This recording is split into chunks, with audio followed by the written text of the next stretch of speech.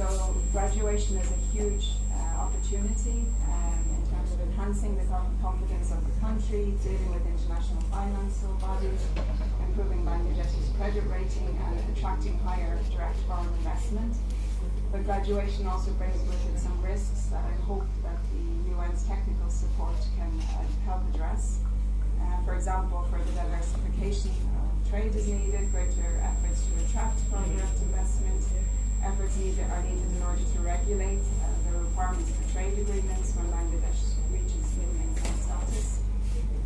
We're working at the moment to support on the smooth transition strategy for the LDC graduation to make the transition as seamless as possible.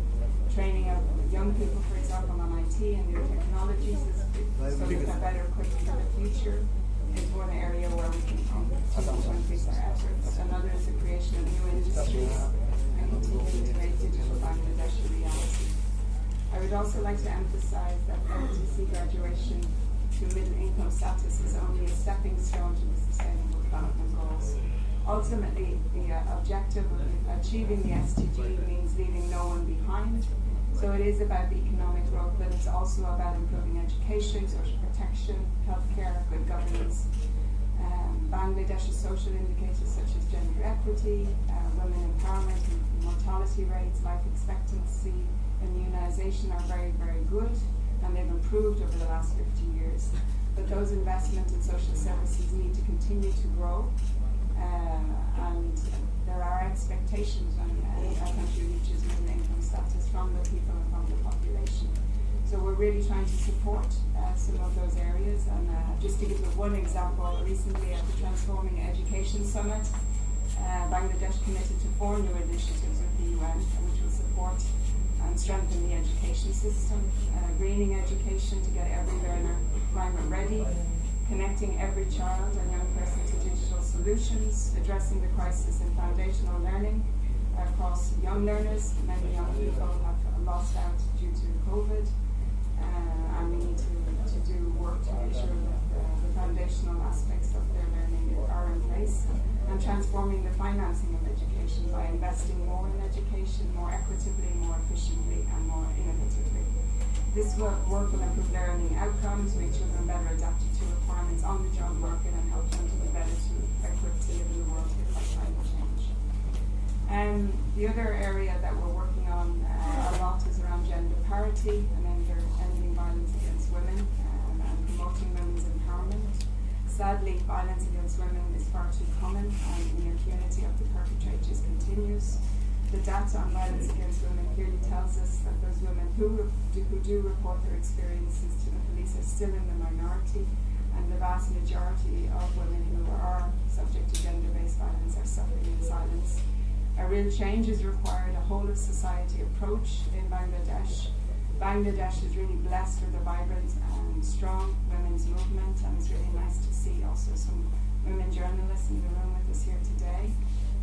But more needs to be done, and with the growing demographic dividend, meaning with the growth of young people in the community, we really need to harness the power of communities to bring about change. So we will continue to raise awareness through supporting survivors of gender-based violence and to work to strengthen legal and policy frameworks. Finally, I want to end by just highlighting 2 areas of work where Bangladesh is contributing to the world and promoting UN values and rights. At present, Bangladesh is the largest contributor of uniformed personnel in UN peacekeeping operations. Over 6,800 Bangladeshi military and police personnel are currently deployed in UN operations in Abaya, in the Central African Republic, the Democratic Republic of the Congo, Lebanon, Mali, South Sudan, and the Western Sahara. Among them are more than 500 women peacekeepers. Bangladeshi peacekeepers continue to play a key role in bringing hope, confidence, and solace to many war and conflict-affected communities across the world.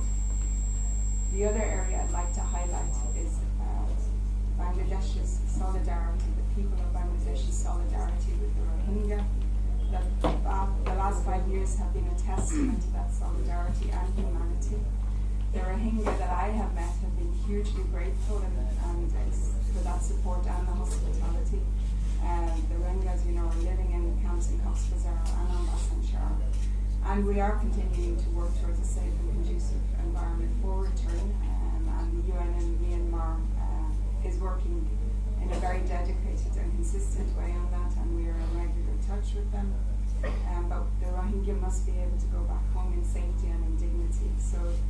Until now, and despite the many efforts made, no agreement has been reached, but we will continue to prioritise that work. It's not clear how long repatriation will take, but only that safe and voluntary repatriation will continue to be a priority. In the meantime, we will continue to provide support to Bangladesh and to the Rohingya to make sure that they are supported and that the pressure and the weight on Bangladesh is mitigated.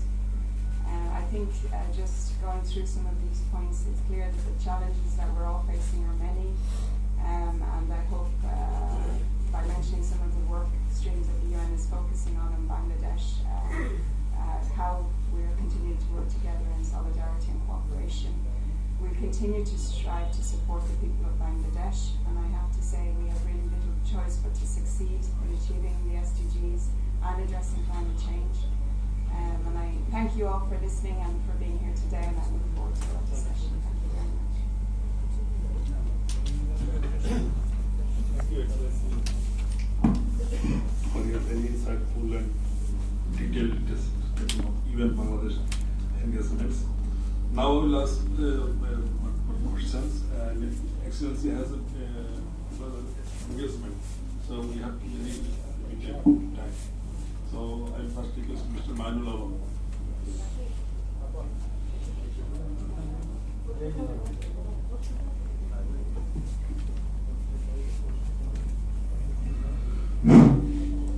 Good morning.